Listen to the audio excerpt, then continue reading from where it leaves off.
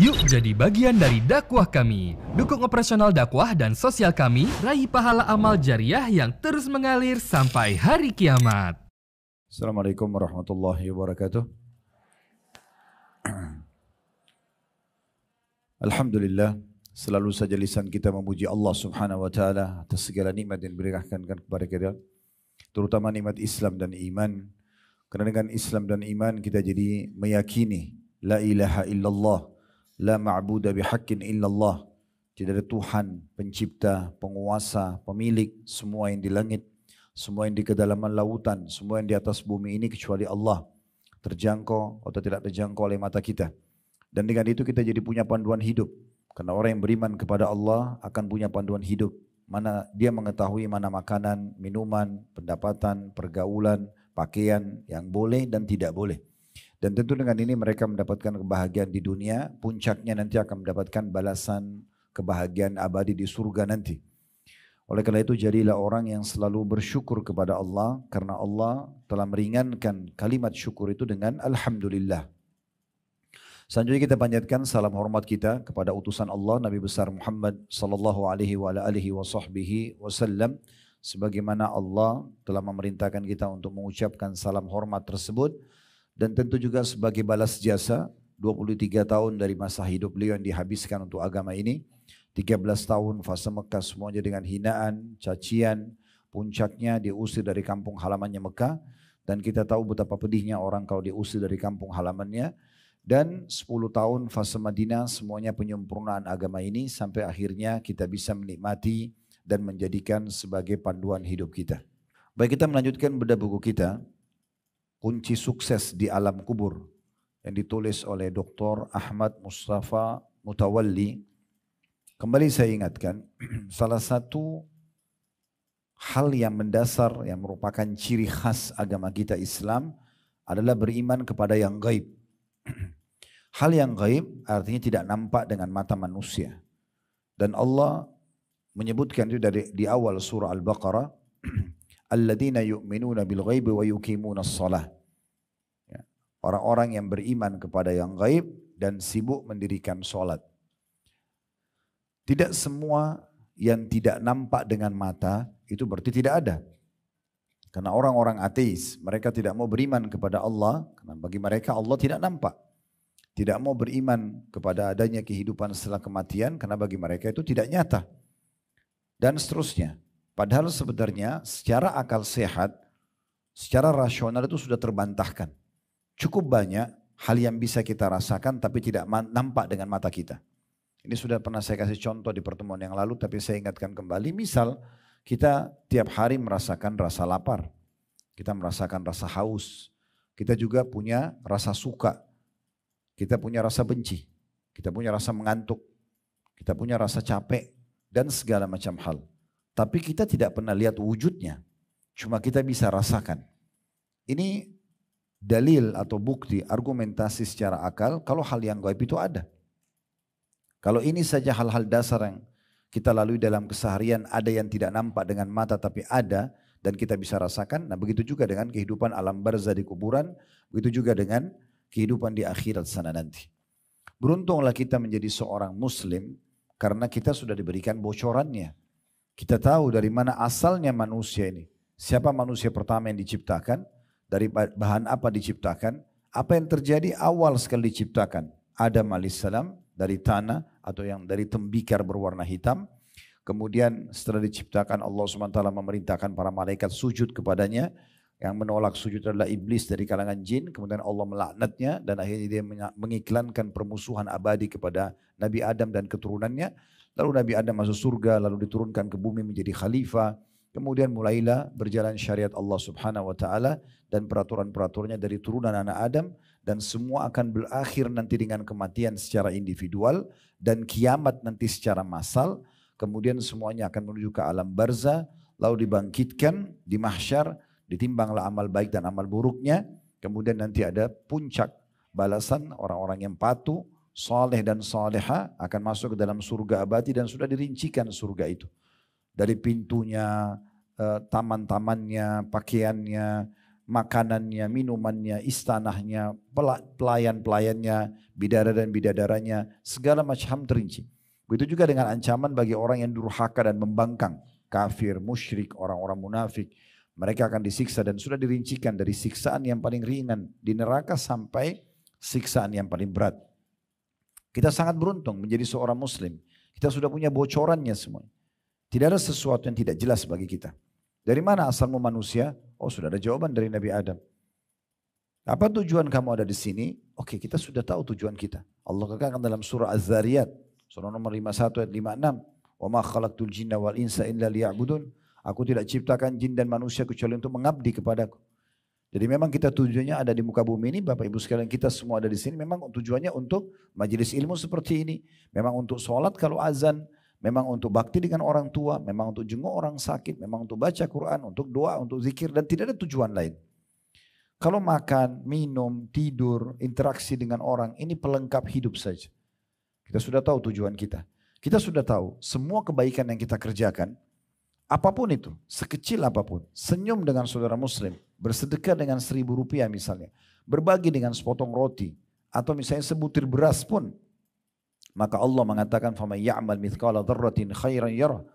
Siapa yang berbuat seperti biji sawi dari kebaikan, dia pasti akan lihat. Dalam surah Al-Zalzalah ayat 8 dan ayat 9. "Wa man ya'mal mithqala dzarratin syarran yarah." Dan siapa yang berbuat seperti biji sawi dari keburukan, pasti juga akan diperlihatkan dan dipertanggungjawabkan. Jadi kita sudah tahu semuanya. Kita senyum, kita sholat, kita duduk majelis ilmu seperti ini, diikuti dengan keyakinan dalam hati, kita akan menerima balasannya. Semua ibadah dalam agama Islam, semua perintah Allah yang baik diikuti dengan janji-janji positif. Biasanya bahasa ceramahnya fadilah. Jadi tidak ada Bapak Ibu mengerjakan satu perbuatan baik dalam agama Islam ini, kalau beriman pada Allah, kecuali pasti ada janjinya di situ. Sedekah akan dibalas apa, orang sholat malam akan dapat apa, orang haji umroh akan dapat apa, bakti sama orang tua akan dapat apa, semuanya ada. Begitu juga dengan ancaman-ancaman yang datang pada setiap pelanggaran. Sudah diberikan ancaman, orang bohong akan dihukum seperti ini, orang riba akan seperti itu, orang zina akan seperti itu, dirincikan semua. Jadi kita sudah punya bocorannya dari awal sampai akhir. Oleh karena itu ini hal yang luar biasa. Salah satu yang paling mendasar adalah kita diinformasikan tentang hal-hal yang gaib. Di antaranya yang kita bahas di buku kita ini adalah tentang alam kubur. Kalau orang ateis, orang-orang yang tidak beriman sama Allah, mereka menganggap kuburan itu tanah batu nisan, selesai. Tapi bagi kita tidak seperti itu. Itu sebuah alam, alam barzah. Sudah tahu kan kita kalau lagi ziarah kubur, kita dianjurkan mengucapkan salam dan doa. Di antara doanya, Assalamualaikum ahlal kubur. Semoga keselamatan tercurahkan untuk kalian wahai penghuni kuburan. Yakfirullahu lana walakum. Semoga Allah memaafkan kami dan kalian. Antum salafuna wa nahnu bil athar. Kalian telah mendahului kami akan menyusul kalian. Dalam riwayat lain, Assalamualaikum ahlad diyari minal muslimina wal mu'minin. Semoga keselamatan tercurahkan untuk kalian wahai penghuni negeri orang-orang muslim dan orang-orang mukmin. Wa inna insyaallah bikum lalahiqun, dan kami dengan izin Allah akan menyusul kalian. As'alullaha lana wa lakumul afiyah. Aku memohon kepada Allah untukku dan untuk kalian keselamatan. Jadi kita tahu dengan doa-doa ini, kalau tahu terjemahannya, kita sedang berbicara dan mendoakan orang-orang yang ada di kuburan itu. Begitu juga doa yang ketiga, Assalamualaikum dara qaumin mu'minin. Semoga keselamatan tercurahkan untuk kalian negeri penghuni negeri orang-orang beriman. Wa atakum ma tu'adun. Telah datang kepada kalian apa yang dijanjikan untuk kalian, maksudnya kematian. Gadan muajjalun, sampai hari yang sudah ditentukan, maksudnya hari kiamat. Wa inna insyaallah bikum lahiqun. Dan kami dengan izin Allah akan menyusul kalian. Jadi orang Islam tahu masalah ini. Kalau kita sholat jenazah, 4 kali takbir. Takbir pertama, baca Al-Fatihah tanpa iftitah, tanpa surah. Takbir kedua, membaca salawat yang kita baca di tahiyat. Takbir ketiga mendoakan mayit, takbir keempat mendoakan diri sendiri. Di takbir ketiga, di antara doa untuk mayit, Allahumma rzuqhu daran khairan min darihi. Ya Allah, karuniakanlah si mayit ini tempat tinggal lebih baik daripada tempat tinggalnya di dunia. Berarti di kuburan itu ada kehidupan, ada tempat tinggal. Warzuqhu ahlan khairan min ahlihi. Karuniakan dia keluarga lebih baik daripada keluarganya. Warzuqhu jaran khairan min jiranihi. dan karuniakan dia tetangga lebih baik daripada tetangganya. Jadi sekian banyak dalil-dalil baik secara akal ataupun secara hukum agama atau secara Al-Quran dari dalil Al-Quran dan Sunnah membuktikan memang ada kehidupan di sana.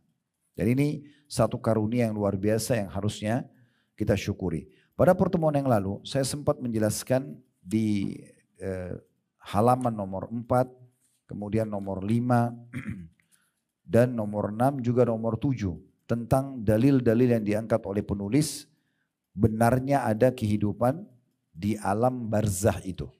Nah, perlu Bapak Ibu tahu, barzah itu orang itu mati dikubur di bawah tanah atau tidak dikubur di bawah tanah seperti orang meledak pesawatnya, nggak ditemukan sepotong pun badannya, atau orang tenggelam di lautan badannya habis dicabit-cabit oleh ikan. Maka ini tetap saja dia akan sampai ke alam barzah. Jadi alam barzah itu tidak selamanya harus di bawah tanah, tapi dia sebuah alam yang akan di bawah nanti orang-orang yang meninggal ke sana. Di situ dijelaskan, saya ingatkan kembali dalil-dalil yang diangkat oleh penulis ya. Di halaman 4 kalau pegang bukunya, yang pertama surah As-Sajdah ayat 21, وَلَنُذِيقَنَّهُمْ مِنَ الْعَذَابِ الْأَدْنَى دُونَ الْعَذَابِ الْأَكْبَرِ لَعَلَّهُمْ يَرْجِعُونَ. Dan sungguhnya kami benar-benar akan merasakan kepada mereka sebagian azab yang dekat sebelum azab yang besar, maksudnya di akhirat. Mudah-mudahan mereka kembali ke jalan yang benar. Kata Ibnu Abbas radhiyallahu anhu, di bawahnya ada keterangan, sebagian dari azab ini di dunia, lalu mereka akan mendapatkan yang lebih besar di alam kubur, dan azab yang paling besar lagi nanti di neraka jahanam. Jadi semua orang yang berbuat kesalahan di dunia itu pasti akan Allah datangkan hukumannya. Tidak ada pelanggaran yang tidak datang hukuman. Minimal sekali itu rasa sumpek, sedih, suntuk. Ya. Setiap orang buat dosa, walaupun misalnya dia berzina di hotel bintang 5, dia mencuri, dia mendapatkan miliaran, pasti akan ada penyesalan. Ada perasaan ya, sumpek, ada perasaan suntuk. Lebih besar daripada itu terjadi pertikaian dengan pasangannya, dipermalukan di tengah-tengah masyarakat, apalah tertahan rezekinya, gagal proyeknya, segala macam hal. Di dunia akan datang siksaan itu. Di kuburan akan datang siksaan lebih pedih lagi kalau dia tidak taubat. Di neraka lebih berat lagi daripada itu. Itu tafsir dari surah As-Sajdah ayat 21. Ya, berarti sama kalau kita balik Bapak Ibu sekalian ya. Kalau kita patuh, di dunia kita dapat ketentraman. Seperti kita duduk di masjid begini misalnya. Bapak Ibu cuma duduk mendengarkan, tapi kalau orang ikhlas akan ada ketenangan jiwa. Kita kayak haus ingin dengar apa ini informasinya. Begitu kita dengar hati kita tersentuh. Oh iya ya, harusnya begini ya. Oh harusnya jangan begitu ya. Itu ketenangan, dirasakan begini. Orang kalau patuh, orang kalau sholat, orang kalau baca Quran, orang kalau haji dan umroh, biar letih ada ketenangan jiwa. Di dunia dirasakan itu. Di kuburan nanti akan dapat balasan, kuburnya menjadi taman dari taman surga. Di akhirat nanti akan masuk ke dalam surga yang lebih besar lagi daripada itu. Lebih besar daripada itu. Selanjutnya yang kedua adalah, ini dalam surah Ghafir ayat 46. Ini tentang Fir'aun dan pengikut-pengikutnya yang mendukung dia dengan pembangkangan kepada Allah Subhanahu wa taala. Dalam surah Ghafir ayat 46, "An-naru yu'raduna 'alaiha guduwan wa 'ashiyya wa yauma taqumus sa'atu adkhilu ala fir'auna asyaddal 'adzab." Kepada mereka ditampakkan neraka pada pagi dan petang dan pada hari terjadinya kiamat. Diperintahkan kepada para malaikat, masukkanlah Fir'aun dan kaumnya yang kafir ke dalam azab yang keras. Tafsirnya dari surah Ghafir ayat 46, Ibnu Katsir berkata rahimahullah, seorang ahli tafsir, ayat ini merupakan landasan terkuat ahli sunnah wal jamaah dalam menetapkan adanya al-azab barzah di dalam kubur. Di sini Allah Subhanahu wa taala menetapkan azab atas Fir'aun dan bala tentaranya di siang dan malam hari, lalu pada hari kiamat mereka berpindah ke azab yang lebih besar berupa neraka jahanam. Maksudnya Fir'aun sekarang di kuburan sama semua pengikutnya yang kufur kepada Allah, sekarang setiap hari pagi sampai menjelang malam disiksa, malam sampai pagi lagi disiksa. Begitu terus dalam neraka, dalam kuburan. Sehingga kuburannya menjadi taman dari lubang neraka. Di akhirat nanti akan masuk neraka yang lebih berat lagi daripada siksaan kuburan tersebut. Nah ini dalil yang kedua tentang adanya kehidupan dan siksa kubur itu sendiri. Yang ketiga yang diangkat oleh penulis adalah surah Al-An'am ayat 93. Itu ada di halaman 5, lanjut di halaman 6 ya. Yang berbunyi walau tara idz zalimuna fi ghamaratil mauti wal malaikatu basitu aydihim akhriju anfusakum al yawma tujzauna adzabal huni bima kuntum taquluna 'ala Allahi ghairal haqqi wa kuntum an ayati tastakbirun. Alangkah dahsyatnya sekiranya kamu semua, kita semua Allah ajak bicara nih, kalau kamu semua melihat orang-orang yang zalim, orang yang kafir atau banyak dosa tidak sempat taubat, berada dalam tekanan sakaratil maut, waktu dicabut ruhnya, cuman Allah memang tidak izinkan kita melihatnya. Sedangkan para malaikat memukul dengan tangannya ke orang yang dicabut ruhnya yang kafir itu sambil berkata, keluarkanlah nyawamu. Pada hari ini kamu dibalas dengan siksa yang sangat menghinakan karena kamu selalu mengatakan terhadap Allah perkataan yang tidak benar dan karena kamu selalu menyombongkan diri terhadap ayat-ayatnya. Maksudnya kamu menolak tentang ajaran Islam, kamu menolak untuk menganut Islam atau kamu menolak untuk menerima nasihat sebagai seorang muslim untuk patuh dan kembali ke jalan Allah dan meninggalkan dosa. Maka ini semua masuk dalam makna ayat ini. Kata penulis, jadi siksaan mereka tidak ditunda hingga habisnya umur dunia, bahkan mereka sudah diazab sebelum hari kiamat, yaitu dengan azab kubur. Kita pindah ke dalil Al-Quran, dari Al-Quran kita pindah ke sunnah. Ini saya cuma ingatkan ya, bukan materi hari ini. Materi hari ini kita akan masuk dari 44 kiat, agar selamat dari azab kubur kita akan masuk di poin pertama nanti. Ya, nanti di halaman selanjutnya. Ini saya ingatkan saja. Dalil tentang betul ada siksa kubur itu. Sehingga kita wajar kalau berlindung darinya. Sebagaimana juga ada nikmat di kubur, maka sangat wajar kalau kita mengejar dengan kepatuhan-kepatuhan. Diriwayatkan dari Masruq, masih di halaman 6, dari Aisyah Ummul Mukminin radhiyallahu anha, dakhalat yahudiyatun 'alaiha fastauhabadha syai'a. Fawahabat laha Aisyah, faqalat ajarakillahu min 'adzabil qabr. Qalat Aisyah, فوقع في نفسي من ذلك حتى جاء رسول الله صلى الله عليه وسلم فذكرت ذلك له فقال إنهم لا يعذبون في قبورهم عذابا تسمعه البهائم. Hadis ini ada footnote di situ di bawah ya, diriwayatkan oleh An-Nasa'i dan disahihkan oleh Syekh Al-Albani dalam Sahih Sunan An-Nasa'i nomor 2066. Terjemahannya, kata Aisyah, seorang wanita Yahudi datang kepadanya, lalu wanita Yahudi itu meminta sesuatu, minta bantuan kepada Aisyah radhiyallahu anha dan Aisyah pun memberikannya. Maka tiba-tiba wanita Yahudi itu mengatakan, semoga Allah menjagamu dari azab kubur. Maksudnya karena memberi aku ini, aku doakan supaya kamu selamat dari kubur. Lalu Aisyah berkata, perkataannya mengganjal di dalam hatiku. Manakala Rasulullah SAW pulang, aku pun menyampaikan kepada beliau tentang cerita itu. Kata Nabi SAW, betul, mereka memang diazab di alam kubur mereka dengan azab yang dapat didengar oleh hewan-hewan ternak. Dari riwayat ini kita coba gali dulu 3 poin penting. Yang pertama, bolehnya seorang muslim membantu orang non-muslim selama bukan untuk ibadah mereka. Tetangga kita non-muslim, boleh gak kita berbagi makanan? Boleh. Boleh gak kita silaturahim dengan kerabat kita yang non-muslim? Boleh. Boleh kita bakti dengan orang tua kita non-muslim? Boleh. Selama bukan mendukung ibadah mereka, lakukan. Tidak masalah. Makanya Aisyah di sini memberikan bantuan kepada wanita Yahudi yang minta bantuan. Dan kita dalam Islam dianjurkan untuk belajar adil. Maksudnya begini, kalau orang-orang Yahudi sekarang misalnya di Gaza, lagi membantai umat Islam di Gaza, apakah semua Yahudi kita salahkan? Misal ada orang Yahudi tinggal di Indonesia, dia tidak ikut-ikutan. Atau tinggal di Amerika dia tidak ikut-ikutan. Bahkan dia membantah, dia tidak setuju dengan keputusan pemerintah Yahudi sekarang. Tidak boleh kita menghukum orang yang di sini. Dia tidak salah. Yang salah yang sedang menyerang di sana. Islam menyuruh kita adil. Ya, ini poin penting ya. Jadi kita menghukum orang yang memang melakukan pelanggaran. Bukan dipukul rata. Bukan satu orang Indonesia mencuri di Amerika, seluruh Indonesia dianggap pencuri. Itu tidak adil namanya. Nah itu poinnya.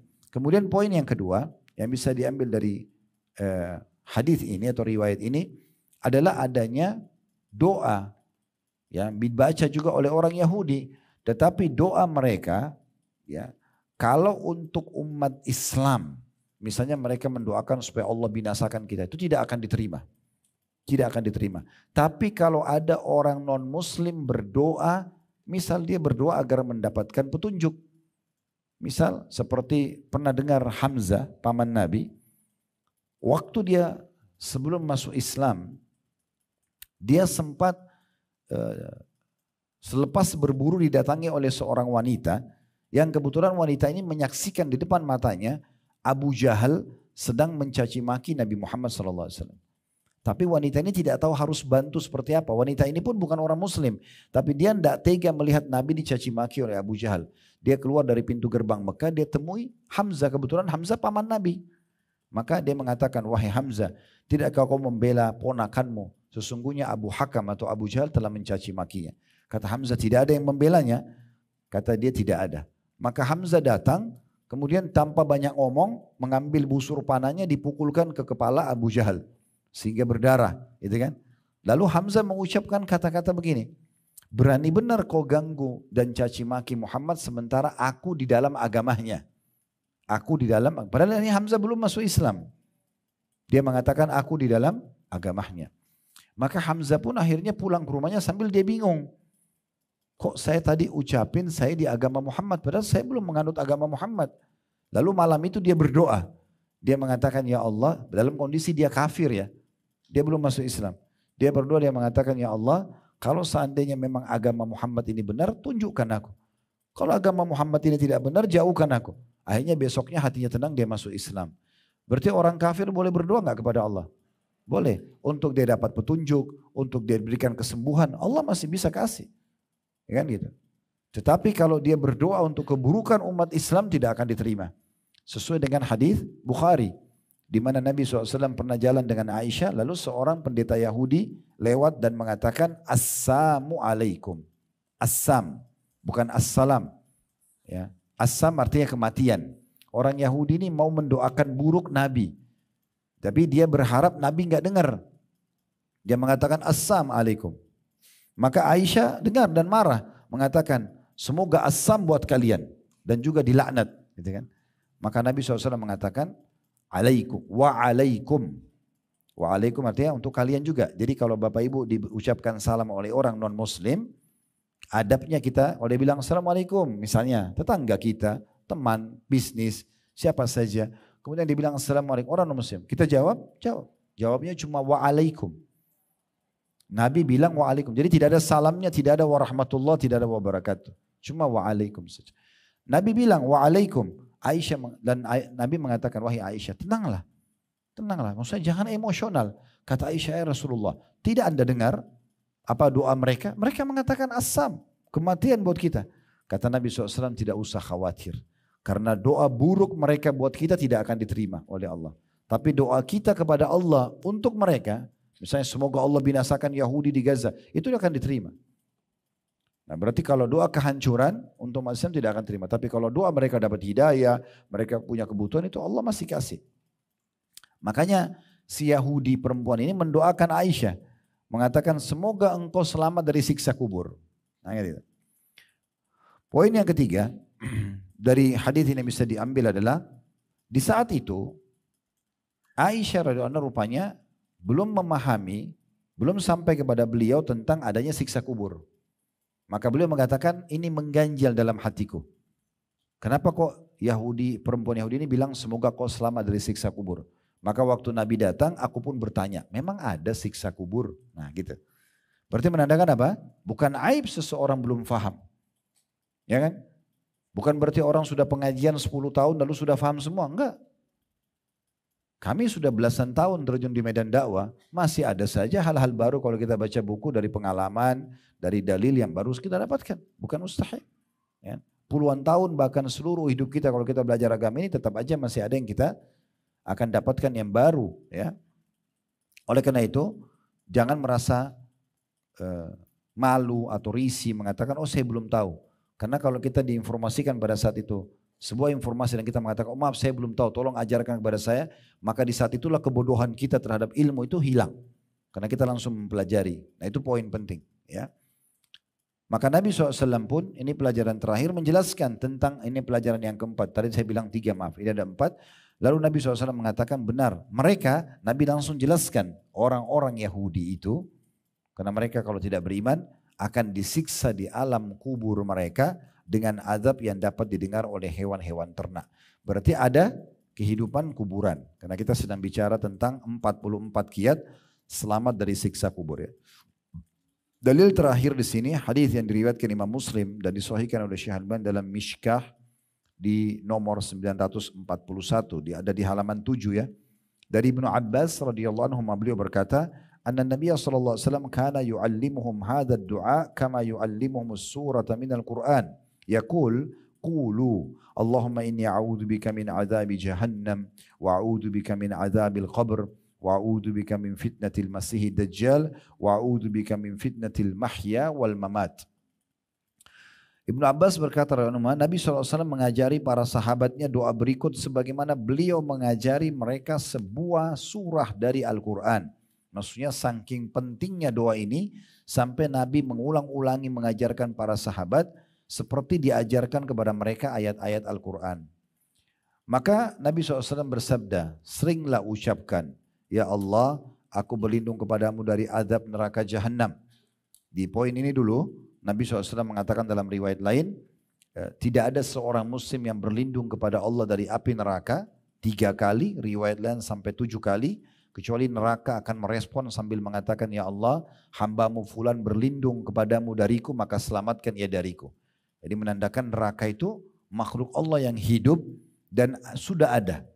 Dan dia akan merespon orang yang berlindung kepada Allah selama di dunia darinya kepada Allah. Maka Allah pun akan memberikan perlindungan itu. Kemudian juga potongan kedua, aku berlindung kepadamu dari azab kubur. Nah ini jadi saksi bahasan kita. Nabi SAW jadikan doa bagi setiap muslim yang rutin dibaca, berlindung dari siksa kubur. Ya, ini sebagian riwayat menyebutkan dibaca sebelum salam, setelah membaca doa tahiyat.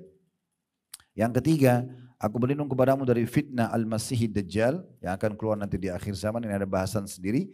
Dan yang keempat, aku berlindung kepadamu dari fitnah kehidupan dan fitnah kematian. Ya. Baik, ini review dan mengingatkan kembali tema yang kita bahas pada pertemuan yang lalu. Sekarang kita masuk ke halaman 11 ya. 44 kiat agar selamat dari azab kubur. Poin pertama dari 44 itu, penulis mengatakan adalah iman kepada Allah sebagai Rabb dan Islam sebagai agama. Ini kiat pertama dan yang paling utama dalam menyelamatkan kita dari siksa kubur. Ya, yaitu beriman kepada Allah Subhanahu wa taala. Apa maknanya beriman? Kita mengikrarkan dengan lisan, meyakini dengan hati dan mengaplikasikan dengan anggota tubuh bahwasanya kita yakin ada Allah, ya. Jadi harus tiga komponen ini bersatu. Meyakini dalam hati bahwasanya Allah itu ada, mengikrarkan dengan lisan, ya, kita berzikir, berdoa, menyebut nama Allah, beristighfar kalau buat dosa, dan mengaplikasikan dengan anggota tubuh. Sholat, haji, sedekah, nah itu namanya iman. Ya. Jadi kalau ada orang cuma ucapin lisannya, saya beriman sama Allah, tapi hatinya tidak yakin, anggota tubuhnya tidak tunduk sama Allah, berarti belum beriman.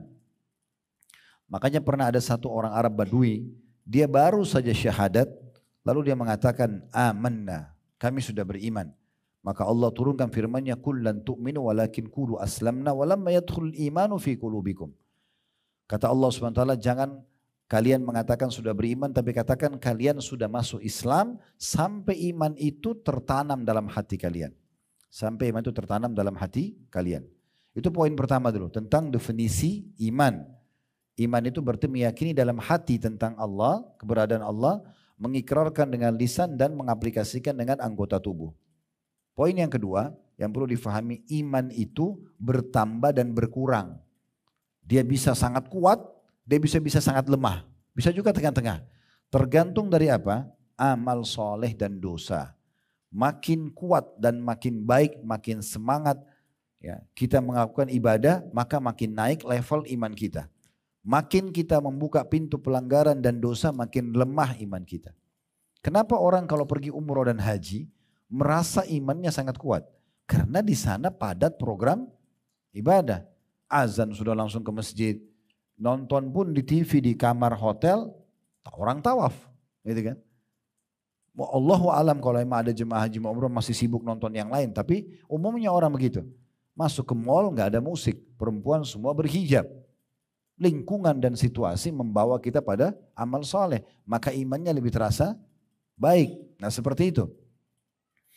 Dan kalau orang berbuat dosa, maka akan terasa imannya kendor. Lama-lama sampai tipis sekali. Sampai mungkin sudah tidak bisa lagi dia untuk bangun, untuk sholat tepat waktu, sudah tidak mau lagi baca Quran, tidak mau majelis ilmu, itu sangat lemah imannya. Nah ini keputusannya ada di tangan Bapak Ibu masing-masing. Iman itu kita yang bisa mempertahankan. Dan kita juga yang bisa menguranginya. Dengan cara gimana? Rajin beramal soleh maka akan meningkat iman kita. Seminggu saja praktekin, seminggu. Dari sekarang seminggu, jangan dengar musik. Dengarin tilawat tiap hari, dengarin ceramah tiap hari, tiap azan sholat. Perhatikan satu suap makan pun masuk di mulut kita harus halal. Lisan kita selalu berzikir, jaga penglihatan mata dari yang haram, telinga dari yang haram, tangan dari yang haram, kaki dari yang haram. Seminggu saja. Rasain bedanya dengan seminggu sebelumnya secara keimanan. Pasti akan beda. Begitu juga kalau kita 1 bulan, 1 tahun, makin sering kita menjaga keimanan kita, maka makin bertambah. Dan tidak ada batasnya. Tidak ada batasnya. Gak bisa orang bilang, oh saya kalau sampai pada level 1 tahun mempertahankan iman saya, maka iman tidak akan turun. Enggak, dia akan bisa turun. Dan kalau kita tahun kedua lebih giat lagi, makin tinggi lagi. Tahun ketiga lebih tinggi lagi, begitu terus dan tidak ada batasnya. Tidak ada batasnya. Beruntunglah orang yang selalu komitmen mempertahankan imannya dengan memperbanyak amal soleh dan meninggalkan dosa. Dan rugilah orang yang sengaja melemahkan imannya dengan terus membuka pintu-pintu pelanggaran. Rasionalnya begini, orang taat dan orang bermaksiat ini seperti orang kerja di perusahaan. Coba perhatikan staf-staf di perusahaan yang berprestasi, selalu datang on time, mengerjakan pekerjaannya dengan baik, dia jaga sikapnya, akhlaknya, karakternya, maka pasti dapat gajinya. Gak ada alasan untuk memecat pegawai seperti ini, gak ada alasan juga untuk menghukumnya. Justru sebaliknya, mungkin perusahaan akan menaikkan jabatannya, akan memberikan bonusnya. Benar gak? Oke, begitu juga dengan pegawai yang ugal-ugalan. Datang selalu telat, maunya sendiri, tidak ikuti peraturan perusahaan, ya, melakukan pelanggaran-pelanggaran, punya karakter yang tidak baik, maka dia sangat dekat dengan hukuman, ancaman, hardikan. Bahkan puncaknya bisa diusir dan dikeluarkan dari perusahaan tersebut. Nah seperti itu kurang lebih rasionalnya orang-orang yang patuh dan orang-orang yang membangkang. Nah itu iman kepada Allah subhanahu wa ta'ala. Kemudian iman ini itu tidak akan datang dalam hati kita tanpa ilmu. Ya. Ini hal yang ketiga berhubungan dengan keimanan. Jadi pondasinya Bapak Ibu sekalian itu ilmu dulu akan mendatangkan iman. Iman kalau sudah datang maka akan rajin amal soleh. Ini tiang Hamad. Jadi nggak bisa orang punya iman tanpa ilmu. Kalau nggak dulu di majelis ilmu seperti ini atau dengarin pengajian, nggak bakal ada imannya. Ya. Atau mungkin tipis sekali. Gitu. Jadi kita harus paham ini. Nah makin sering kita menambah ilmu, berarti makin bagus imannya. Maka makin rajin beramal soleh. Nah gitu. Seperti itu poinnya. Ini poin ketiga berhubungan dengan iman kepada Allah subhanahu wa ta'ala. Maksudnya pondasi keimanan adalah ilmu. Dan agama kita adalah agama ilmu. Agama ilmu. Tidak ada dalam Islam itu bodoh, pengangguran. Ya. Bahkan kalau perlu kita harus menepis bahasa saya tidak tahu. Karena tidak mau belajar ya. Bukan tidak tahu karena belum tahu kemudian dia belajar, tidak. Jadi nggak boleh kita dalam Islam itu, nggak boleh nganggur, nggak boleh vakum, nggak boleh malas, nggak boleh semua dalam Islam. Tidak ada kamus dalam seorang Muslim. Dia harus terus belajar walaupun di akhir hidupnya. Abu Yusuf rahimahullah, salah satu murid utamanya Abu Hanifah, mohon maaf, salah satu muridnya Abu Hanifah. Beliau pada saat sudah mau meninggal di ranjang kematiannya, kedatangan seseorang yang pernah berselisih pendapat dengan dia dalam salah satu hukum. Kemudian di akhir hidupnya sudah putih semua rambutnya, putih jenggotnya, sudah sesak nafasnya. Begitu temannya datang dia mengatakan, Alhamdulillah kamu datang. Ingat gak dulu berapa tahun yang lalu kita pernah berselisih pendapat tentang sebuah hukum. Dan saya setelah kamu pergi, saya baru tahu kamu yang benar. Tolong ajarkan kepada saya dalil-dalilmu itu. Umurnya sudah tua, diranjang kematian, sesak nafas. Maka temannya mengatakan, wahai Abu Yusuf, kamu diranjang kematian. Harusnya kau syahadat saja. Dia bilang, saya sudah syahadat. Demi Allah saya meninggal dalam kondisi mengetahui ilmu itu. Lebih saya sukai daripada saya meninggal dalam kondisi saya bodoh terhadap ilmu itu. Maka temannya di saat Abu Yusuf sudah mau meninggal, sesak nafas, diajarin. Allah berfirman, Rasulullah bersabda, ini loh dalilnya. Terus Abu Yusuf hafalin. Setelah dihafalin, kata temannya, lalu saya pamit pulang. Begitu saya tiba di pintu rumahnya, terdengar tangisan keluarganya, Abu Yusuf sudah meninggal. Di akhir hidupnya masih mau belajar. Tidak ada kata terlambat. Jadi orang yang sengaja bodoh-bodoh, tidak mau tahu tentang hukum agama, tentang halal haramnya dan segala macam, maka ini berarti orang yang tidak akan menjaga keimanannya. Dan keimanan kiat pertama dan utama untuk selamat dari siksa kubur. Baik, selanjutnya kata beliau, iman kepada Allah sebagai Rabb dan Islam sebagai agama. Nah di poin Islam, ini kita masih di judulnya ya. Di poin Islam, Islam ini artinya istislamun nafs lillahi rabbil alamin. Atau penyerahan diri secara totalitas kepada Sang Pencipta Allah. Itu baru namanya Muslim. Ya. Dan Allah tidak menurunkan agama ya, selama Allah ciptakan manusia dan alam semesta ini kecuali satu. Tidak pernah ada agama lain, cuma Islam. Jadi yang Bapak Ibu anut sekarang agama Islam ini bukan agama baru. Inilah agama Nabi Adam, Nabi Nuh, Nabi Saleh, Nabi Musa, Nabi Isa. Semua Nabi-Nabi sama agamanya. Islam. Tidak ada agama lain. Itu Allah kekalkan dalam surah Al-Imran. Surah nomor 3 ayat 19. Inna dina indallahil Islam. Sesungguhnya agama hanya Islam saja. Jadi kita sebagai seorang muslim kita sangat yakin Nabi Isa bukan agama Nasrani. Dia Muslim. Ya. Nabi Musa adalah Muslim. Bukan orang Yahudi. Bukan agama Yahudi. Jadi tidak ada agama lain. Semua nabi-nabi agamanya satu yaitu Islam. Dan Allah Subhanahu wa taala berfirman masih dalam surah Al-Imran sama surah nomor 3 ayat 85, "Wa may yabtaghi ghairal islami dinan fala yuqbala min wa huwa fil akhirati minal khasirin." Sampai coba pilih-pilih selain daripada Islam sebagai agamanya, maka tidak akan diterima darinya. Dan dia di akhirat termasuk orang-orang yang rugi. Orang yang rugi, ya. Jadi ini jelas sekali bagaimana Allah Subhanahu wa taala tidak menurunkan agama lain kecuali Islam. Nah, terus apa perbedaan antara nabi-nabi ini?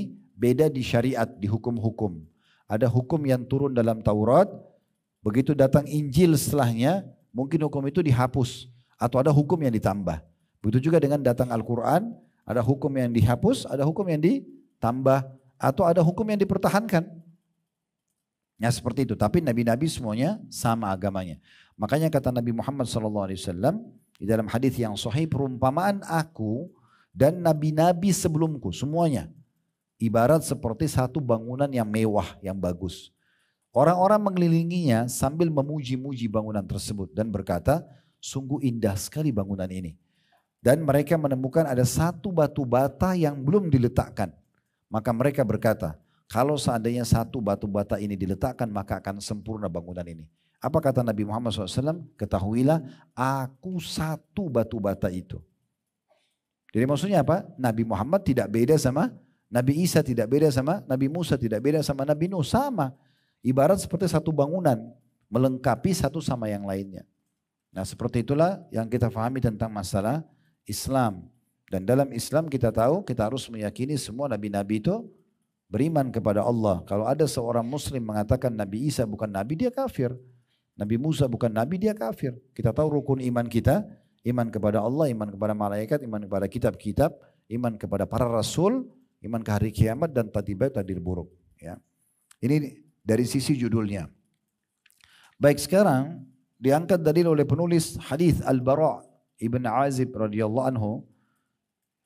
Dari Rasulullah SAW beliau bersabda, ini tentang masalah bagaimana beriman kepada Allah dan Islam sebagai agama, itu akan menyelamatkan dari siksa kubur. Dalilnya ini, wa ya'tihi malakani fayujlisanihi fayaqulani lahu man rabbuk fayaqulu rabbi Allah, fayaqulani lahu ma dinuk, fayaqul dini al-Islam, fayaqulani lahu ma hadha ar-rajul alladhi bu'itha fikum, qala fayaqulu huwa Rasulullah sallallahu alaihi wasallam, fayaqulan wa ma yudrik, fayaqul qara'tu kitab Allah fa amantu bihi wa saddaqtu, zada fi hadithi Jaririn, fadzalika qaulullahi azza wa jal, yuthabbitu Allahu alladhina amanu bil qawli tsabiti fil hayatid dunya.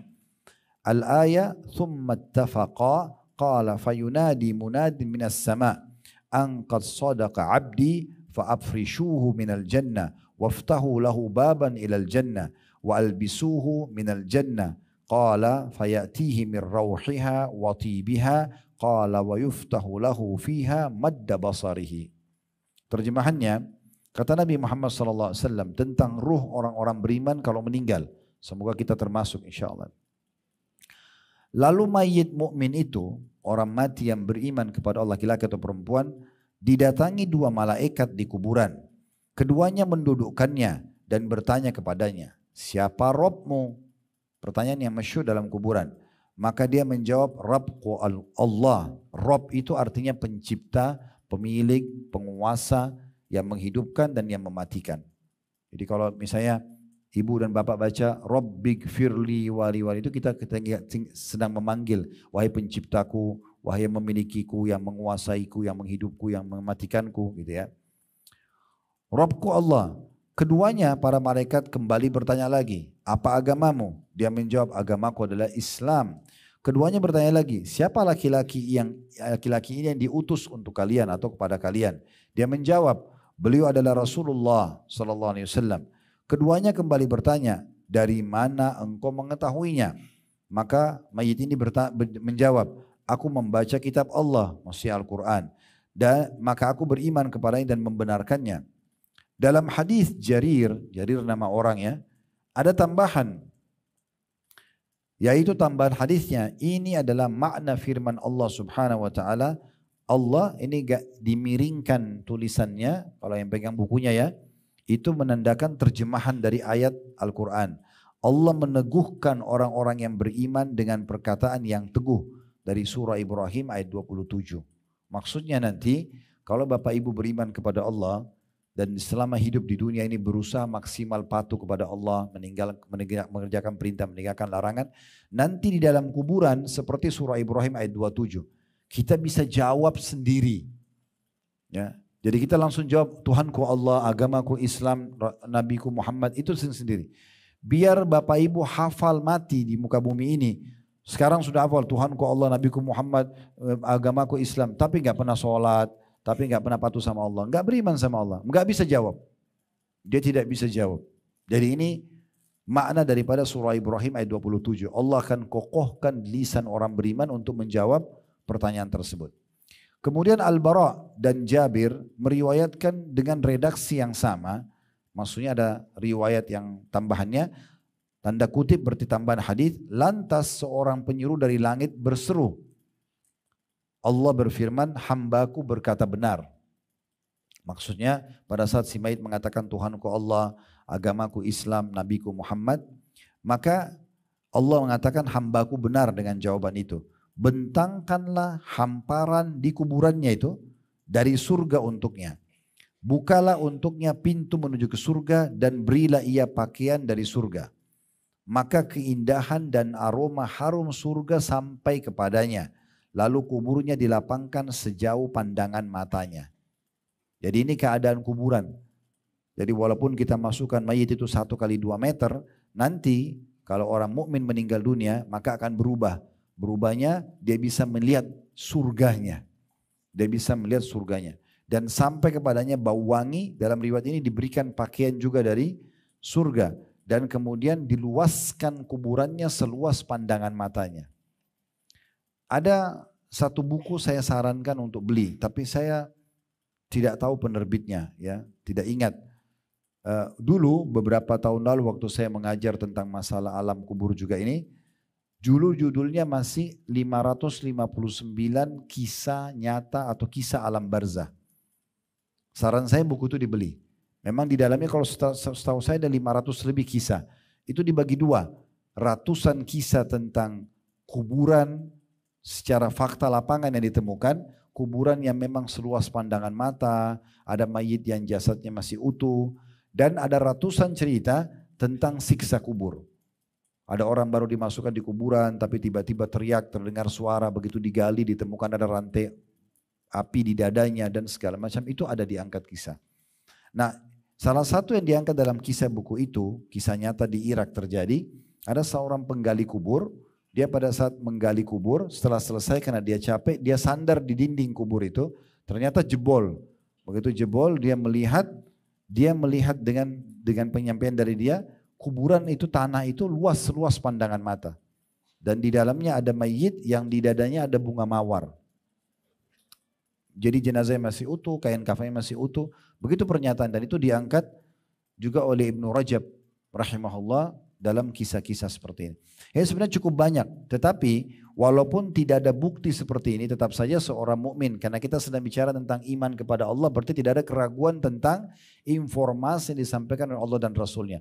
Kalau Bapak Ibu masih ragu, benar enggak sih? Berarti imannya masih masalah. Ya, ciri orang beriman justru apapun yang disampaikan, masuk akal, tidak masuk akal ya sudah saya beriman. Nah seperti itu. Seperti yang saya katakan tadi di awal, ini bocoran dari Allah. Justru harusnya kita sudah bersyukur kita dapat informasi seperti ini. Baik itu keadaan kuburan orang-orang beriman, ya, akan dibentangkan hamparan dari surga, dibukakan untuknya pintu menuju ke surga, dan diberikan pakaian dari surga. Kemudian keindahan dan aroma surga itu akan sampai kepadanya, dan kuburannya diluaskan seluas pandangan matanya. Ya. Ada riwayat tentang surga, riwayat yang dihasankan oleh para ulama, ini pernah kita bedah di buku Rasulullah SAW cerita tentang surga dan neraka. Jadi Nabi SAW mengatakan, sungguh demi zat yang jiwaku dalam genggamannya, seseorang di antara kalian nanti lebih mengenal istananya di surga daripada rumahnya di dunia. Bagaimana bisa? Kita belum pernah masuk ke surga. Karena ulama mengatakan di kuburan nanti kita setiap hari menikmati surga kita itu, tapi kita belum bisa masuk ke dalamnya. Sehingga kita hafal benar sudut ke sudutnya. Jadi pada saat masuk nanti di akhirat, kita lebih kenal istana daripada rumah kita di dunia. Sekarang kalau kita pernah kontrak di satu tempat, anggaplah kita atau kita nginap di satu hotel lah. Satu hari aja kita sewa. Kira-kira kita lupa hotel itu? Enggak mungkin. Pasti kita ingat kan? Oh hotel ini saya pernah nginap. Oh kota itu saya pernah datang. Oh kos-kosan itu saya pernah ngontrak di sana atau sewa. Kita pasti ingat. Apalagi kalau rumah milik kita gitu kan. Nah di surga nanti kita akan lebih mengenal istana kita di surga. Pada saat nanti masuk, begitu kita masuk kita tahu ini istana saya.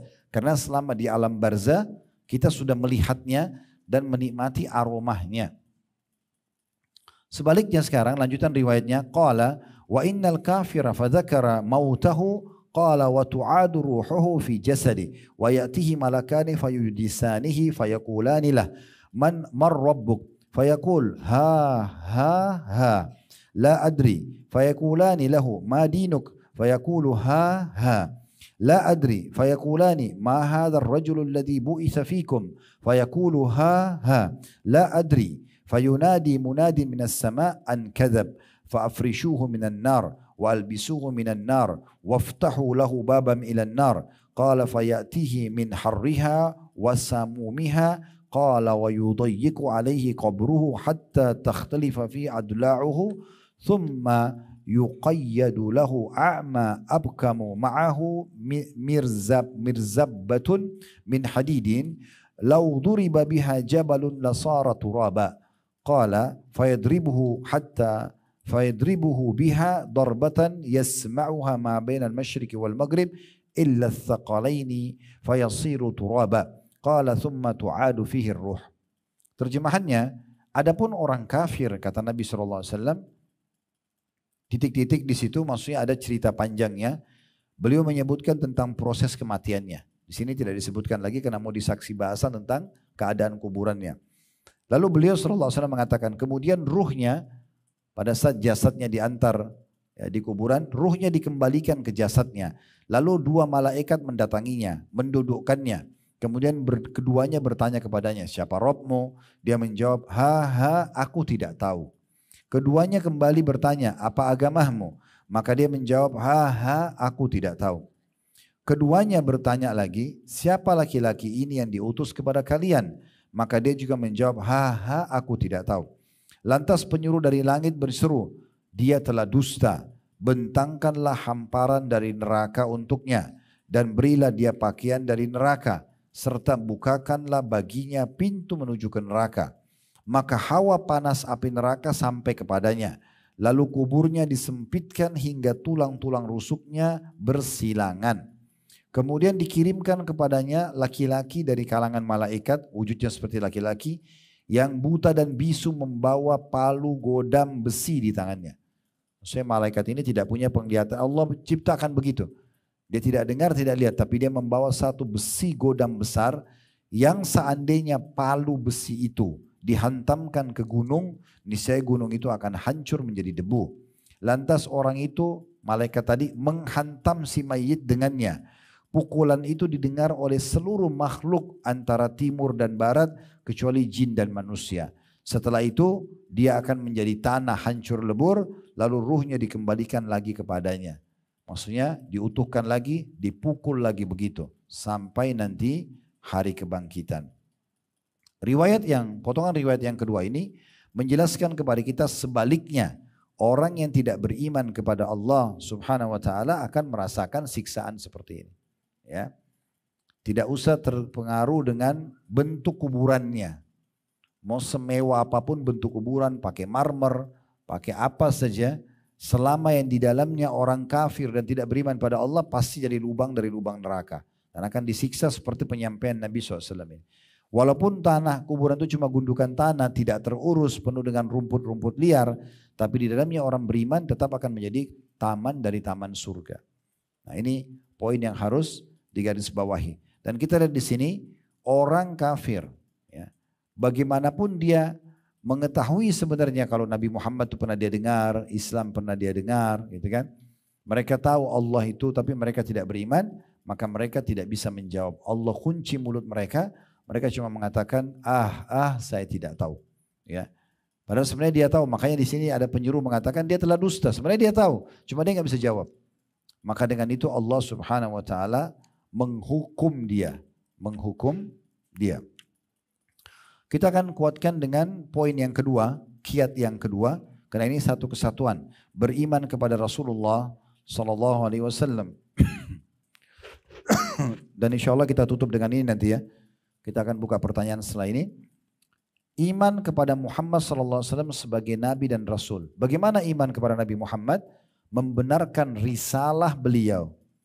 Membenarkan risalah beliau dan mengamalkan isi perintah beliau.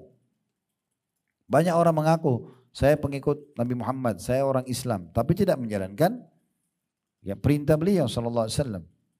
Orang beriman kepada Nabi Muhammad SAW harus meyakini bahwa memang beliau adalah salah satu utusan dan kemudian menerima syariat dari beliau. Perintahnya dikerjakan, wajib atau sunnah, dan ditinggalkan apa yang dilarang, haram atau makruh. Walaupun sebenarnya kita lebih fokus kepada perintah yang wajib. Yang sunnah berarti pilihan atau opsional. Yang ditinggalkan yang haram, makruh ikut, gitu kan? Nah seperti itu. Artinya makruh masih boleh dikerjakan, tetapi yang haram mutlak harus ditinggalkan. Itu makna beriman kepada Nabi Muhammad SAW sebagai Nabi dan Rasul. Dan ada konsekuensi dalam beriman kepada Nabi dan Rasul, ya, yaitu kita harus mendahulukan cinta kita kepada Nabi Muhammad SAW daripada diri kita sendiri. Jadi maksudnya apa?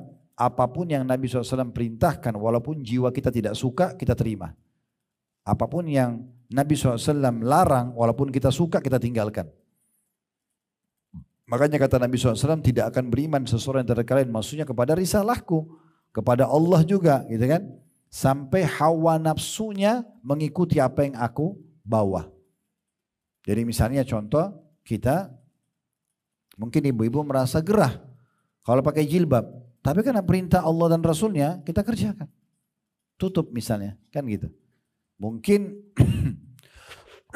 mohon maaf, kita lihat cukup banyak pekerjaan di luar sana, tetapi umumnya haram. Karena agama Allah dan Rasulnya melarang, kita tinggalkan. Dan kita hanya fokus kepada halal walaupun misalnya di saat itu, di tempat itu adalah pendapatan halal itu sangat minim. Misal contoh dan seterusnya. Nah seperti itu. Mungkin kalau yang sunnah-sunnah ya kita mau tidur malam tetapi ada perintah Rasulullah untuk sholat malam kita bangun dan seterusnya. Ya gitu. Nah ini dalilnya tentang kita langsung masuk ke masalah kuburan.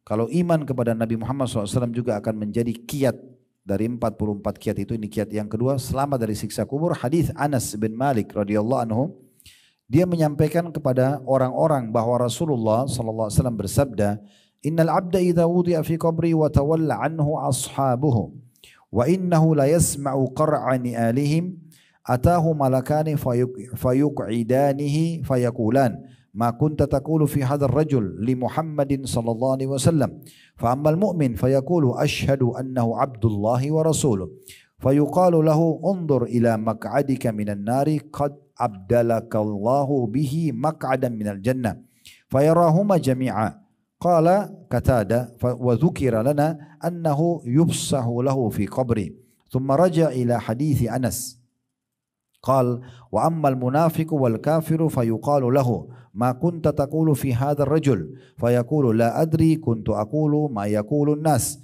فيقال لا دريت ولا تليت ويضرب بمطاريق من حديد ضربه فيصيح صيحة يسمعها من يليه غير الثقلين. Apabila seorang hamba diletakkan dalam kuburnya dan rekan-rekannya atau yang mengantarnya telah pulang, sungguh dia benar-benar masih dapat mendengar derap sendal-sendal mereka. Lalu ini tentu kita akan buktikan semua nanti. Dan kita sebagai seorang beriman, ini kita sedang bicara tentang iman, kita yakini benar-benar kita pun kalau sudah mati di kuburan, langkah orang yang mengantar itu kita masih dengar pada saat awal-awal mereka meninggalkan kuburan tersebut. Lalu datang kepadanya setelah orang-orang yang antar pergi, dua orang malaikat. Keduanya mendudukkannya dan bertanya kepadanya, apa yang kamu ketahui tentang laki-laki ini? Maksudnya Muhammad sallallahu alaihi wasallam. Adapun orang mukmin, dia spontan bisa menjawab, aku bersaksi bahwa dia adalah hamba Allah dan utusan Allah. Dia adalah hamba dan utusan Allah. Lantas dikatakan kepadanya oleh para malaikat, lihatlah tempatmu di neraka. Allah telah menggantinya dengan sebuah tempat di surga. Maksudnya karena kamu beriman kepada Nabi Muhammad SAW. Maka orang ini, mayit ini melihat kedua tempat tersebut. Dia lihat tempatnya di neraka, dia lihat juga tempatnya di surga. Di sini langsung dulu kita ambil pelajaran penting ya. Kalau yang pertama, memang akan ada pertanyaan dalam kuburan tentang Nabi Muhammad SAW. Beruntunglah orang yang selama hidupnya selalu mempelajari sunnah-sunnah beliau, yang menerapkan dalam hidupnya, kemudian juga mengajarkannya, mendakwakannya. Ini beruntung sekali. Karena nanti akan mempermudah dia menjawab pertanyaan malaikat. Kemudian yang kedua, orang-orang munafik dan orang kafir tidak akan pernah, munafik berarti pura-pura Islam, ya. Dia tidak akan pernah bisa menjawab. Dia cuma mengatakan, saya cuma ikut-ikut dulu orang bilang apa. Maka dengan itu dia akan disiksa tentunya. Pelajaran yang ketiga yang bisa diambil dari sini adalah bagaimana seseorang di antara kita memang punya dua tempat. Sekarang ini kita punya tempat di surga, punya tempat di neraka. Kapan penentuan finalnya? Di saat kita meninggal, Bapak Ibu sekalian. Kalau kita meninggal dalam keadaan beriman, maka tempat di nerakanya tidak dipakai. Kita akan masuk di surga. Meninggal dalam keadaan kafir. Ada orang kan beriman sampai akhir hidupnya lalu dia murtad. Ada orang begitu. Maka tempat surga dia tidak dapat, tempat nerakanya dia akan pakai. Ada orang meninggal banyak maksiatnya, dosanya lebih berat daripada amal solehnya. Maka dia harus masuk ke nerakanya dulu, baru nanti setelah bersih dosanya baru masuk ke surganya. Jadi semua kita pasti punya tempat di surga dan neraka. Nah, kalau orang memang meninggal dalam keadaan baik, beriman kepada Allah SWT, beriman kepada Rasulullah SAW, semasa hidup dia terapkan Islam dalam kehidupannya, meninggalkan perintah semampunya, meninggalkan larangan semampunya, maka nanti malaikat setelah tanya, bagaimana pendapatmu tentang orang ini? Maksudnya Nabi Muhammad SAW mengatakan, saya beriman bahwa dia adalah Allah, dia adalah utusan Allah, hamba dan utusan Allah. Maka di saat itu malaikat memperlihatkan tempatnya di neraka. Ini loh tempatmu di neraka. Dulu kalau kau tidak beriman pada Rasulullah ini sallallahu alaihi wasallam, kau akan masuk sini. Maka dilihatkan juga sekarang tempat kamu di sini, Allah ganti dengan surga. Ya, maka kedua tempat itu dilihat oleh si mayit tadi. Selanjutnya Qatadah berkata, Qatadah ini nama seorang yang meriwayatkan hadis, disebutkan kepada kami bahwa setelah itu kuburnya dilapangkan untuknya. Mirip dengan riwayat tadi poin pertama, beriman kepada Allah, diluaskan seluas pandangan mata dia. Kemudian beliau kembali ke hadis Anas, maksudnya Qatadah kembali melanjutkan hadis tadi yang sebelumnya kita bacakan. Bahwasanya Nabi SAW bersabda, adapun orang munafik dan orang kafir, maka dikatakan kepadanya, apa yang kamu ketahui tentang laki-laki ini? Maksudnya tentang Nabi Muhammad SAW. Maka si mayit orang kafir dan munafik itu hanya mengatakan, aku tidak tahu. Aku hanya mengatakan seperti apa yang dikatakan orang-orang.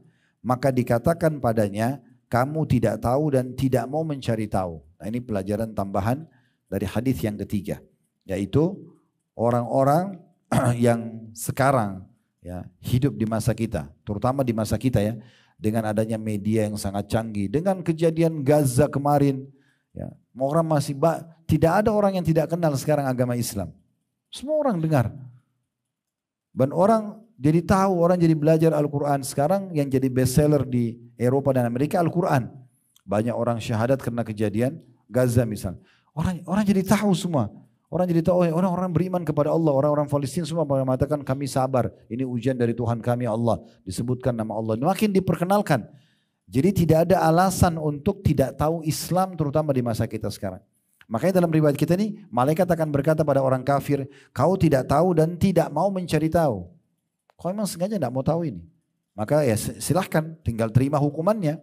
Nah, seperti itu. Maka dia pun, orang kafir atau munafikin, dipukul dengan palu dari besi dengan pukulan yang membuatnya berteriak keras. Hingga teriakannya dapat didengar oleh semua makhluk yang ada di sekitarnya, kecuali jin dan manusia.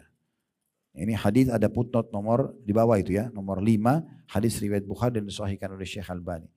Nah dari riwayat ini juga kita tambahkan poin terakhir bahwasanya memang Allah Subhanahu wa taala masih menutup kuping kita sebagai makhluk yang Allah pilih, tutup manusia sama jin agar tidak mendengarkan siksaan kubur tersebut. Kalau siksa kubur ini dalam riwayatnya dikatakan diperdengarkan pada manusia, maka mereka akan meninggal seketika. Dalam hadis yang lain kata Nabi SAW, kalau kalian tahu apa yang Allah ancamkan buat para orang kafir, orang munafik, orang banyak dosa dan tidak sempat taubat ini, demi Allah kata Nabi SAW, kalian tidak bisa tidur dan kalian tidak akan menikmati biologis yang halal dengan pasangan kalian. Karena dahsyatnya gitu ya. Tapi Allah SWT dengan rahmatnya menutupi itu supaya tetap saja kita lalui kehidupan. Yang penting nikmatin halal, jauhi yang haram. Kerjakan perintah, tinggalkan yang dilarang. Seperti itu aja ya. Allah SWT memang merahasiakan hal tersebut. Sebagaimana Allah menutup juga mata kita punya hijab. Batasan mata kita ada. Di belakang tembok ini aja kita tidak tahu apa yang ada misalnya. Atau di rumah sekarang kita tidak tahu. Tapi pada saat orang meninggal, hijab matanya diangkat. Maka semua dia bisa lihat. Dia bisa lihat malaikat. Dia bisa lihat surga dan neraka. Jadi semuanya bisa berbeda. Nah seperti itu keadaannya orang-orang nanti pada saat meninggal. Oleh karena itu kesimpulan yang bisa kita ambil teman-teman sekalian, selalulah jaga iman kita kepada Allah SWT, pupuk selalu, tambah, kuatkan. Begitu juga dengan kepada Rasulullah SAW, dengan cara bagaimana kita memperkuat ilmu, kemudian terus kita beramal saleh. Ya, saya sudah sering ingatkan, kalau sudah belajar agama begini misalnya, maka tinggal bagaimana menerapkan dan istiqomah setelahnya. Dan kiatnya ada 4. Ilmu yang pertama. Yang kedua, amalkan ilmu itu. Ya. Jangan Bapak Ibu dengar sholat malam, oh ya saya sudah tahu. Tapi nggak dipraktekin. Ya. Zikir pagi petang, oh iya sudah tahu. Keutamaan baca Quran sudah tahu. Hafal Quran sudah tahu. Apalah semua sudah tahu. Haji, umroh, bakti orang tua, jenguk orang sakit. Tapi sekedar teori saja. Ini nggak benar. Harusnya kalau mau istiqomah, belajar ilmu itu dan kemudian praktekin. Nah dalam mempraktekin ini saya sudah sering bahasakan harus dipaksa. Paksa untuk puasa Senin Kamis, paksa untuk zikir pagi petang, paksa untuk baca Quran, paksa untuk sholat malam, paksa sholat duha, paksa. Dan orang kalau sudah berusaha, kata Allah SWT, walladzina jahadu fina lanahdiyannahum subulana. Walladzina jahadu fina lanahdiyannahum subulana. Ini di akhir surah Al-Anfal seingat saya. Orang-orang yang memaksakan diri menuju jalan kami akan tunjukkan dia ke jalan kami. Jadi sedikit saja kita berusaha beribadah kepada Allah, Allah akan mudahkan kita untuk bisa menjaganya. Yang penting mulai dulu. Sering saya bahasakan, kalau Bapak Ibu belum memulai ibadah, coba koreksi. Ibadah apa yang belum pernah Ibu dan Bapak sekalian lakukan. Coba lakukan mulai sekarang. Karena kalau kita tidak lakukan, ibarat kita sama syaitan berada di sama-sama garis start. Kalau kita tidak memulainya, syaitan di sebelah kita selalu menjatuhkan kita. Kamu gak bisa, kamu gak mampu, gak usah lah, nanti aja. Segala macam bisikan yang membuat kita tidak mau lakukan. Lalu bagaimana caranya? Mulai dulu. Paksa, mulai sholat duha walaupun 2 rakaat. Mulai sholat malam walaupun 2 rakaat. Mulai baca Quran walaupun cuma 2-3 ayat. Mulai. Dengan kita mulai seperti kita sudah mulai jalan dari garis start. Kalau kita sudah mulai bergerak, maka rival kita, musuh kita syaitan gak bisa mengganggu kita. Kalaupun dia mau goda, sekarang orang kalau lagi lari, ada temannya musuhnya mau jatuhin jiwanya. Kamu gak bisa, dia gak bisa, susah. Dia harus teriak, itu pun suaranya mungkin belum 100% sampai kepada orang ini. Tapi kalau kita masih tetap vakum di situ, maka sangat mudah kita untuk dikalahkan. Yang ketiga, ini bentuk komunitas. Komunitas, selalu saya ingatkan. Selalu bersama, kalau akhwat-akhwat di sini, sama komunitas solihat. Wanita-wanita yang baik, yang solehah, yang dekat sama Allah. Tempat mereka memang di sini, majelis ilmu sama masjid. Gak ada wanita baik di karaoke, di diskotik, gak ada itu. Karena mereka maksiat kepada Allah kan, dengar musik, terbuka auratnya, kumpul sama lawan jenis yang bukan mahram, itu dosa maksiat. Gak bisa kita bilang mereka solehah, gitu kan. Begitu juga mau cari suami, gak bisa cari suami di karaoke sama diskotik. Di masjid, kalau azan sab pertama, nah itu paling layak jadi suami. Itu. Nah iya, ciri khasnya di situ. Bukan cari di jalanan, bukan cari di tempat-tempat lain. Kalau ada laki-laki begitu azan, dia tinggalkan semua pekerjaannya langsung ada di sab pertama, itu luar biasa. Itu sudah, makanya waktu Julaibib, ya, satu sahabat Nabi, sebenarnya fisiknya kurang sekali. Orangnya kurus, kulitnya hitam, mukanya jelek. Begitu cirinya disebutkan, ini bukan penghinaan, memang begitu disebutkan cirinya. Sampai waktu Nabi tanya Julaibib, hai Julaibib, kenapa kau belum nikah? Dia bilang, ya Rasulullah, siapa yang mau sama saya? Dia tahu dirinya. Saya nggak mungkin dengan kondisi jelek begini, siapa yang mau? Sudah kurus, hitam, kecil, mukanya jelek gitu. Sampai akhirnya Nabi SAW mengatakan, saya akan lamarkan buat kamu. Maka Nabi datangi satu rumah orang Ansar, terkenal punya anak cantik dan soleha. Kata Nabi SAW setelah salam, saya punya hajat dengan kalian. Biasanya orang Arab kalau bicara begini ini mau melamar. Maka tuan rumahnya langsung bilang, selamat datang ya Rasulullah. Mereka pikir Nabi yang mau nikahi. Ya. Selamat datang ya Rasulullah. Kalau Rasulullah yang mau lamar, kenapa nolak gitu. Tapi Nabi bilang, bukan buat saya, tapi buat Julaibib. Nah begitu sebut nama Julaibib, orang di Madinah tahu Julaibib secara fisik. Tapi dia soleh, orang ini sangat soleh, ahli ibadah gitu. Maka kata kedua orang tua perempuan ini, tunggu dulu ya Rasulullah, kami coba diskusi dulu. Dan kami akan tanya dulu anaknya. Tapi subhanallah, wanita ini karena sudah penuh hatinya dengan iman, dia dari belakang tembok di kamarnya bilang kepada ibu ayahnya, wahai ibu dan ayah, apakah kalian berdua akan menolak lamaran Rasulullah? Kalau Rasulullah yang sudah lamar, ini rekomendasi langsung, wahyu, gak usah ditolak. Nikahkan saya sama Julaibib, dia gak lihat lagi fisiknya. Yang terjadi betul menikah, beberapa hari atau beberapa waktu setelah menikah, Julaibib ikut di perang, di salah satu peperangan lalu terbunuh mati syahid. Ya, akhirnya dengan begitu istrinya dapat syafaatnya hari kiamat. Gitu kan? Sampai waktu meninggal Nabi SAW pegang Julaibib dengan tangan beliau, di dekat Julaibib ada 7 orang kafir yang mati dibunuh oleh Julaibib.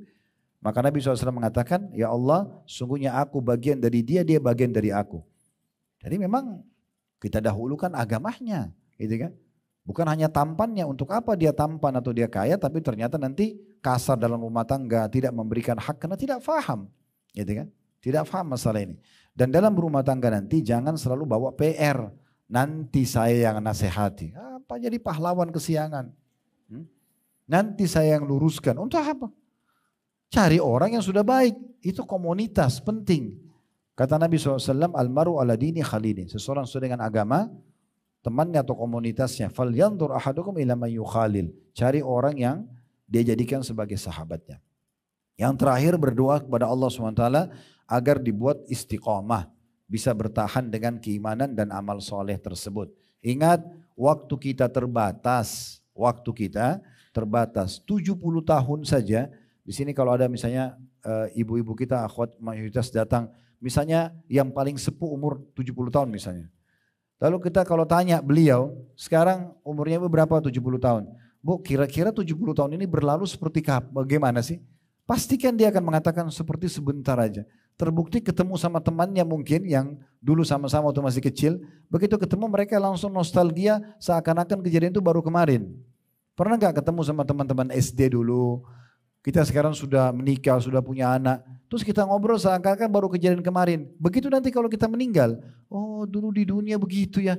Ini loh sejarah hidup saya. Ini lahir, bayi, mulai anak-anak, menikah, mati. Udah. Oh cuma ini sejarahnya. Memang begitu. Maka hati-hati. Kita harus jeli menyelamatkan diri kita sebelum terlambat.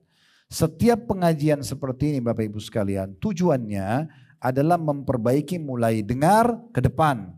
Kita tidak bicara yang lalu. Ya, pengajian tujuannya begitu. Kita mungkin bicara misalnya tentang masalah konsep kejujuran misalnya. Oh jujur itu dalam Islam begini. Mungkin ada yang hadir sering bohong. Bukan kita sedang bahas sekarang ke belakang. Tapi bagaimana sekarang dia ke depan lebih baik. Kalau selama ini sudah jujur, bagaimana dia sekarang tinggal istiqomah dengan kejujuran itu sampai dia meninggal dunia. Nah itu tujuannya majelis ilmu. Kalau pulang dari sini terus terasa, oh kayaknya saya harus lebih hati-hati ya. Itu bekas dari ilmu. Jangan dihilangkan. Jangan bilang kenapa saya begini ya, kenapa saya jadi takut. Justru bagus. Itu efek ilmu.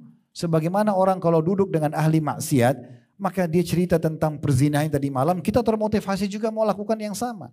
Nah begitu dengan majelis buruk, begitu juga dengan majelis-majelis orang yang baik.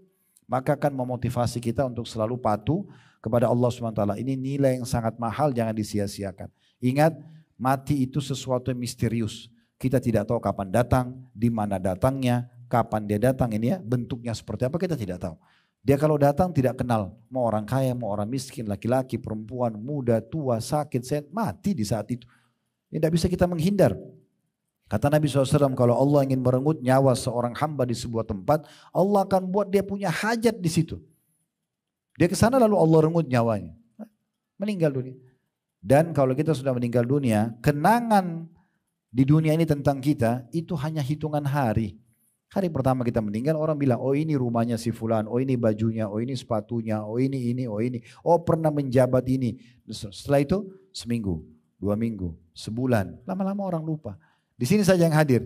Siapa di antara kita yang tahu tentang kisah kakek-kakeknya? Ada? Gak ada. Atau ayah kakeknya lah. Atau mungkin kakeknya atau neneknya mungkin. Mungkin dia sudah tidak ingat apa saja yang dikerjakan oleh nenek dan kakeknya kan.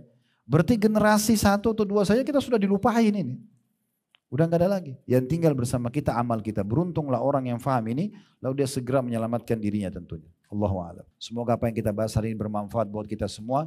Dan Allah jadikan majelis kita majelis yang penuh dengan berkah. Semoga tidak ada satupun di antara kita yang hadir offline ataupun online yang punya hajat dunia dan akhirat kecuali dikabulkan oleh Allah Subhanahu wa taala. Dan semoga seluruh amal-amal soleh yang pernah kita kerjakan, yang sedang kita kerjakan, yang akan kita kerjakan sampai menjelang ajaran nanti diterima dengan pahala yang sempurna. Dan semoga semua dosa dan pelanggaran yang pernah kita lakukan kecil ataupun besar, sengaja tidak sengaja, dimaafkan oleh Allah SWT, bahkan diganti dengan pahala dengan kemahamurahannya. Dan juga semoga saja Allah selalu menjaga ketentraman, kedamaian, persatuan dan kesatuan serta kemerdekaan negara kita. Allah berikan petunjuk para pemimpin menjalankan tugas dengan baik. Allah jadikan masyarakat gotong royong dengan pemerintah menjalankan program-program positif selama bukan pelanggaran pada agama. Dan Allah jadikan negara kita bagi contoh negara-negara yang lain.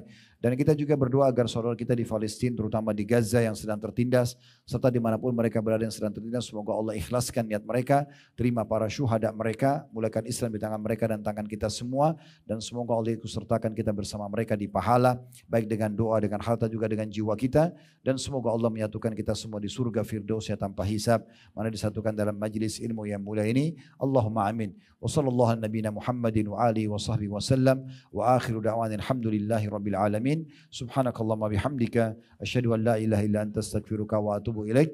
Wassalamualaikum warahmatullahi wabarakatuh.